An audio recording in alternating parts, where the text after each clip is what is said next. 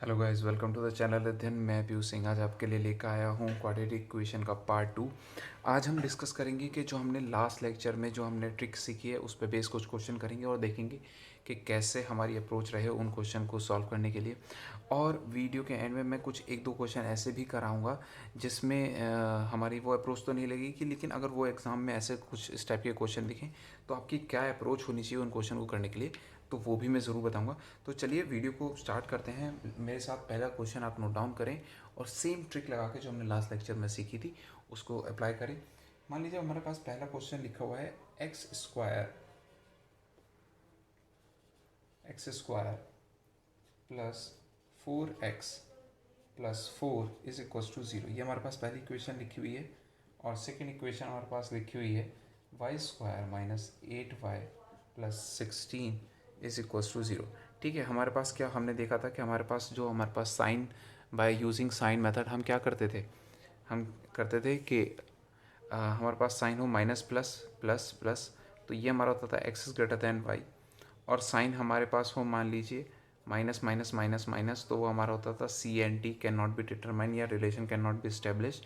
और हमारे पास होता था प्लस प्लस माइनस माइनस, तब उस केस में भी हमारे पास क्या होता था CNT। या फिर हमारे पास साइन हो प्लस माइनस माइनस माइनस, उस केस में भी हमारे पास क्या होता था रिलेशन CNT। और एक साइन और है हमारे पास जिसमें हम लिखते थे प्लस प्लस और माइनस प्लस, इसमें हमारा होता था y>x। तो ये हमारे पास हमारे पास साइन है जिनको हम यूज़ करके हम अपनी इक्वेशन की वैल्यू जल्दी से बता सकते हैं कि कौन सी बड़ी है कौन सी छोटी। तो आप इसमें देखें कि हमारे पास जो साइन है वो एक्चुअली क्या दिखा रहे हैं कि प्लस प्लस माइनस प्लस। ठीक है, और ये हमें दिखा रहा है y>x। तो आपने कुछ नहीं करना, आंख बंद करके y>x वाले पे टिक करना है और आपका हो जाएगा क्वेश्चन सॉल्व। आपको विश्वास नहीं आता है तो चलिए मैं आपको जल्दी से करके दिखा देता हूँ। देखिए 4 4 जो होता है 16। ठीक है, और हमारे पास माइनस है तो हम माइनस से क्या कर देंगे, हम यहाँ पे अपना जो हमारे पास वैल्यू आई थी उसमें क्या कर देंगे, क्योंकि हमारे पास यहाँ पे 1 भी होता है 1 1। ठीक है, यहाँ पे 4 4 लिख देते हैं। 4 1 = 4 होता है और 4 1 = 4 होता है। ठीक है, फिर माइनस है तो माइनस माइनस से मल्टीप्लाई कर देंगे और जो भी हमारे पास इसका कोफिशिएंट होता है उसके अपोजिट साइन के साथ में उससे हमें डिवाइड कर देते हैं, यानी कि ये 4 4 हमारी इस इक्वेशन के क्या आ गए, फैक्टर आ चुके हैं। ऐसे इसमें देखें 2 1 = 2 और 2 2 = 4 हो जाता है ना। और यहाँ पे 1 1, तो इसको हम लिख देंगे 2 2। ये हमारे पास फैक्टर हो गए, 2 + 2 करेंगे हमारे पास 4 बन जाएगा। और पॉजिटिव है तो हमने मल्टीप्लाई भी करी प्लस पॉजिटिव से, तो साइन में कोई क्या आएगा, डिफरेंस नहीं आएगा। फिर अपोजिट साइन से डिवाइड कर दें, यानी कि आ जाएगा -2 -2। अब आपने देखा कि जब आप इन दोनों को आपस में कंपेयर करेंगे 4 इज़ ग्रेटर देन -2, डेफिनेटली सी बात है, यानी कि y>x आ गया। फिर 4 इज़ ग्रेटर देन -2, यानी कि और ये भी सेम है, तो यानी y>x और y>x। जब आप इन चारों को क्या करेंगे, ऐड करेंगे, तो हमारे पास क्या बन जाएगा, y>x। आपने देखा हमें यही तो निकालना था। आप चाहे तो ये प्रोसेस करके निकाल लें, चाहे ये साइन मेथड यूज़ करके निकाल लें, आपका आंसर रहेगा सेम और आपके आंसर में कोई भी डिफरेंस नहीं आएगा। तो ये है इस मेथड का यूज़। देखा आपने कि किस तरीके से हमने विद इन अ सेकेंड बता दिया था कि ये आंसर है और आप इस क्वेश्चन को कर सकते हैं। अच्छा, ये अप्रोच क्यों ज़रूरी है ये भी जानना ज़रूरी है। मान लीजिए हमारे पास क्वेश्चन कुछ आता है इस टाइप का, मैं आपको एक क्वेश्चन लिखाना चाह रहा हूँ और आप उस क्वेश्चन को लिखें और कोशिश करें कि नॉर्मल तरीके से हो, पूरा समय दें उसके लिए। क्वेश्चन लिखा हुआ है मान लीजिए 3216 x² प्लस 3859 प्लस 481 = 0। यहाँ पे x होगा। ठीक है, और हमारे पास सेकेंड इक्वेशन है हमारे पास में 8132y² माइनस 4839y प्लस 7978। ये हमारे पास मान लीजिए दो इक्वेशन लिखी हुई हैं और ये हमारे पास डिजिट है। आप में से आधे लोग तो ये डिजिट देख के ही घबरा जाएंगे और कहेंगे सर या तो हम इसे स्किप कर देंगे। ठीक है, क्योंकि स्किप करना ही इसमें भलाई है, क्योंकि इतनी बड़ी डिजिट के कौन फैक्टर करे, और अगर फैक्टर करने बैठे तो आपका एग्ज़ाम इसी में निकल जाना है, तो हमें ये करना ही नहीं है। एग्जामिनर चाहता है कि आप वो जानना चाहता है कि क्या आपको ये ट्रिक पता है, और पता है तो आप इस क्वेश्चन का answer with in a second देंगे। आप देखेंगे साइन लिखा हुआ है हमारे पास पॉजिटिव और माइनस और प्लस। ठीक है, और जो कि ये वाला साइन है यानी कि y>x। आपने इस क्वेश्चन को सॉल्व ही नहीं करा, इसको डायरेक्टली बाईपास कर दिया और आपने आंसर क्या निकाला, y is greater then x। चाहे तो आप इसका पूरा समय लें और इसको फैक्टराइज करें और फिर उसके बाद में आंसर निकालें, आपका आंसर आने वाला है यही। तो ये है फ़ायदा इस ट्रिक का यूज़ करने का, जिसमें आपको कुछ नहीं करना होगा, कोई फैक्टराइजेशन नहीं करना पड़ेगा और आपका आंसर डायरेक्टली निकल जाएगा। तो ये कुछ क्वेश्चन है। अब मैं एक दो क्वेश्चन ऐसे कराने वाला हूँ क्योंकि मैं वीडियो को शॉर्ट रखने वाला हूँ, ठीक है। आपको क्या करना है, अगर इस चीज़ में फ्लुएंसी बढ़ानी है अपनी, आपको इसमें एकदम परफेक्ट बनना है, तो आप किताबें उठाएं जहाँ से भी आपको पीडीएफ से क्वेश्चन मिले, आप उसमें मल्टीपल्स में ये जो अप्रोच है ये यूज़ करें और आपकी जो फ्लुएंसी है, जो इसमें स्पीड है, वो बहुत बढ़ जाएगी।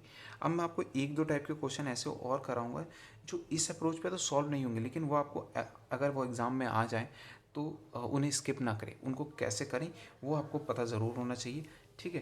तो जल्दी से मैं उस क्वेश्चन के लिए उस क्वेश्चन को आपके लिए नोट डाउन करने वाला हूँ, ठीक है। मान लीजिए क्वेश्चन आपके पास में लिखा हुआ है x square minus 7√7x plus 84 is equal to 0। ये हमारे पास पहली इक्वेशन लिखी हुई है और सेकेंड इक्वेशन लिखी हुई है हमारे पास Y square minus 5√5y plus 30 is equal to 0। ये हमारे पास दूसरी इक्वेशन लिखी हुई है। अब हमें इसको करना है। अब आप देखेंगे कि सर ये तो रूट आ गया, अब रूट के हम फैक्टर मतलब ऐसे कैसे फैक्टर बनाएंगे कि रूट आ जाए, ठीक है। ये बड़ी दिक्कत की बात है। तो आप ध्यान से सुनिएगा, आपको कुछ नहीं करना है, ये भी बहुत सिंपल क्वेश्चन है, वही जो हम करते आ रहे हैं। 1 और 1 हो जाएगा इसका फैक्टर, तो देखिए क्योंकि कॉफिशिएंट में 1 था और 1 के फैक्टर क्या होते हैं, 1 और 1 होते हैं। अब 84 के हम फैक्टर लिखेंगे 12 इंटू 7, ठीक है। 12 सत्ते कितना होता है, 84 होता है, 12 7 84। अब हमने यही वाले फैक्टर क्यों लिखे, फैक्टर तो और भी हो सकते थे, ठीक है। तो हमने ये क्यों लिखे, हमें करना ही ये है कि हमें ऐसे फैक्टर बनाने हैं जिसमें जो हमारी रूट वाली वैल्यू हो वो एक फैक्टर में हमें ज़रूर दिखे।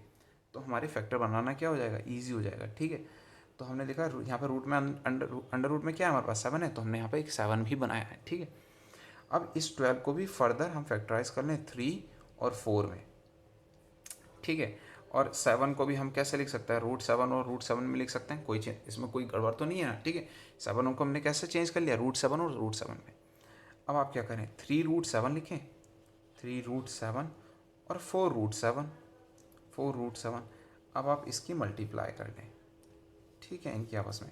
तो आप देखेंगे 3√7 और 4√7 हमारे पास दो क्या आ गए, फैक्टर आ गए हैं इसके, ठीक है। अब यहाँ पे माइनस था तो वही हम माइनस माइनस लगा देंगे। फिर उसके बाद में जो भी हमारे पास कॉफिशिएंट होता है एक्स स्क्वायर का यानी ए, उसको अपोजिट साइन से हम उसके अपोजिट साइन से हम क्या करेंगे, इन सब में डिवाइड कर देंगे, यानी -1, यानी कि 3√7 और 4√7 जो हमारे पास आ गई, इस इक्वेशन की वैल्यू आ गई। अब वैसे ही इसमें सॉल्व करें, इसमें हमारे पास देखिए रूट में क्या है, 5 है, तो हम लिखेंगे 6 और 5, 6 5 से क्या होता है हमारे पास 30 हो गया।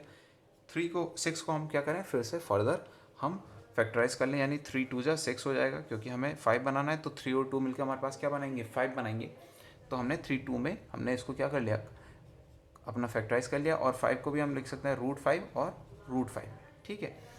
तो हम लिख सकते हैं 3√5 और 2√5, ठीक है। ये हमारे पास फैक्टर हो गए। यहाँ पे भी हमारे पास क्या होंगे फैक्टर, 1 इंटू 1 होंगे, तो हमारे पास फैक्टर आ जाएंगे 3√5, 2√5। ये हमारे पास दो फैक्टर हैं। अब हमारे पास हमें क्या होगा, देखिए यहाँ पे माइनस है तो माइनस लगाएंगे दोनों में, ठीक है। फिर उसके बाद हम माइनस के 1 से हम क्या करेंगे, इसमें डिवाइड करेंगे, जो हमारी अप्रोच होती थी, तो बन जाएगा 3√5 और 2√5। अब आप देख सकते हैं सिंपली, देखिए √7 की वैल्यू जो होती है हमारे पास होती है 2.64, आगे फर्दर ऑन चलता रहेगा। और √5 की जो वैल्यू होती है हमारे पास होती है 2.23, और ये भी फर्दर ऑन चलता रहेगा। अब 3 से इसकी मल्टीप्लाई करेंगे तो डेफिनेटली वो इससे ज़्यादा आएगी, है ना, इस पूरी वैल्यू से। तो यानी x is greater than y आ गया, ठीक है। फिर ऐसे ही ये वैल्यू तो ये वाली वैल्यू इससे भी ज़्यादा होगी, ठीक है। तो x is greater than y। फिर इसको कंपेयर करें, 4 इज़ ग्रेटर देन डेफिनेटली 3√5, ठीक है। 4√7 इज़ डेफिनेटली ग्रेटर देन 3√5, तो यानी x is greater than y, और ये भी इससे ज़्यादा है तो x is greater than y। तो टोटल हमारे पास जो मिलके जो हमारे पास आंसर आया वो क्या आ गया हमारे पास, x is greater than y। तो ये हमारा ये तरीका है इस क्वेश्चन को अप्रोच करने का, कि हम इस क्वेश्चन को कैसे करें सॉल्व, ठीक है। तो ये होता है। अगर आपको फिर से मैं बता देता हूँ, अगर आपको ऐसा क्वेश्चन दिखे तो आपको कुछ नहीं करना है, इन जो हमारे पास यहाँ पे 1 होगा, मतलब जो भी वैल्यू लिखी होगी हमारे एक्स स्क्वायर के कोफिशिएंट में, पहले उसकी मल्टीप्लाई कर लें, फिर उसके फैक्टराइज कर लें। फैक्टराइज करने पे एक ऐसा फैक्टर बनाएं जो हमारे पास अंडर रूट में लिखा हो। फिर हम क्या करें, जो दूसरी वैल्यू होगी उसको भी फैक्टराइज करें। अगर यहाँ पे माइनस होगा तो हमें माइनस का मतलब घटा के लेके आने, फैक्टर प्लस है तो हमने प्लस करके लेके आए फैक्टर, ठीक है। तो ये उसके बाद में हम देखेंगे कि 3 हमारे पास जो भी आएंगे वो फैक्टर बन जाएंगे, 2 फैक्टर। फिर वही सेम अप्रोच हमने जो लास्ट क्वेश्चन में लगाई है वो लगानी है और आपका आंसर आ जाए, ठीक है। तो ये आपका एक क्वेश्चन इस टाइप का आ जाता है। जनरली आपको ऐसा क्वेश्चन नहीं दिखेगा बैंक एग्जाम में, तो बहुत नॉर्मल है, लेकिन एसएससीज वगैरह में तो बहुत रेयर है कि आपको इस टाइप का टफ क्वेश्चन मिल जाए, लेकिन फिर भी आपको पता होना चाहिए, तो इसलिए मैंने बता दिया। एक टाइप का क्वेश्चन और बचता है, अगर वो एग्जाम में आए तो उसकी क्या अप्रोच हो ये भी आप देख लें। वो क्वेश्चन तो बहुत ईजी है, आप मतलब चुटकियों का खेल आपके लिए, आप उसको देखते ही सॉल्व कर देंगे। मान लीजिए आपका क्वेश्चन लिखा हुआ है 2x² minus 4 plus root 13 x plus 2√13 is equal to 0। ये आपकी पहली इक्वेशन है। और सेकेंड इक्वेशन आपके पास में है हमारे पास 10y² minus 18 plus 5√13 y plus 5√13, sorry 9, यहाँ पे 9 लिख लीजिएगा, इसको 9 कर लीजिएगा, इज इक्वल टू 0। तो ये हमारे पास इक्वेशन लिखी होगी। अब आप बोलेंगे सर ये तो पहले से भी ज़्यादा टफ लग रहा है, ये इसमें तो मतलब कैसा बनाएंगे इसके फैक्टर। इसमें आपको फैक्टर बनाने की कोई ज़रूरत ही नहीं है, ये जो वैल्यू दी हुई है ये ऑलरेडी फैक्टराइज है। आप देखें कि ये क्या है, ऑलरेडी फैक्टर बने हुए हैं, तो आपको तो कुछ नहीं करना है, ना कोई मल्टीप्लिकेशन ना कुछ, आप ये वाली वैल्यू लिखें 4 और √13, ऐसे इसमें 18 और 5√13 आपने लिख दिया। अब यहाँ पे माइनस था तो हम माइनस से मल्टीप्लाई कर दें, इसमें भी माइनस है तो माइनस से मल्टीप्लाई कर दें हम, ठीक है। फिर उसके बाद में हमारी अप्रोच होती थी क्या कि जो भी हमारे पास ए का कोफिशिएंट होता था उसके अपोजिट साइन से हम इन दोनों में क्या करते थे, अपोजिट साइन के साथ में डिवाइड कर देते थे। हम वही अप्रोच अभी भी लगाएंगे, अपोजिट साइन के साथ में हम क्या कर देंगे, डिवाइड कर देंगे। इसमें 10 था सॉरी, तो यहाँ पे हम 10 के साथ में डिवाइड कर देंगे, कोई दिक्कत नहीं है, ठीक है। तो ये बन जाएगा 2 कॉमा √13/2, ठीक है। यहाँ पे बन जाएगा 9/5 कॉमा √13/2। अब आप कंपेयर कर लें, देखिए जो √13 की वैल्यू होती है वो हमारे पास जो होती है वो होती है करीब करीब 3.60 और समथिंग, ठीक है। तो आप इसको लिख लें 3.60 यानी 1.8, ठीक है। क्या आ जाएगा हमारे पास 1.8, ठीक है। आप या तो ये लिख लें या ये लिख लें, ठीक है। यहाँ पर भी 1.8 आ जाएगा, ठीक है। अब 2 देखिए इससे 9 5 1 5 हो जाता है, ठीक है। और 18 पंजे कितना होता है हमारे पास 90 होता है ना, ठीक है। तो हमारे पास क्या जाएगा 18 आ जाएगा, मतलब 1.8 समथिंग आ जाएगा। 2 इज़ ग्रेटर देन 1.8 और 2 इज़ ग्रेटर देन 1.8, यानी कि x तो क्या होगा हमारे पास यहाँ पे x is greater then y हो गया और x is greater then y हो गया। फिर 1.8 क्या आएगा, इसके इक्वल हो जाएगा, यानी कि x is equal to y और x is equal to y। तो आपने देखा इन चारों को मिलाने के बाद x is greater than and equal to y हमारे पास क्या हो गया, ये आंसर हो गया इस इक्वेशन का। और हम इस पर लिख देंगे x is greater than equal to y. ये तरीका है इस क्वेश्चन को करने का, कुछ नहीं करना है।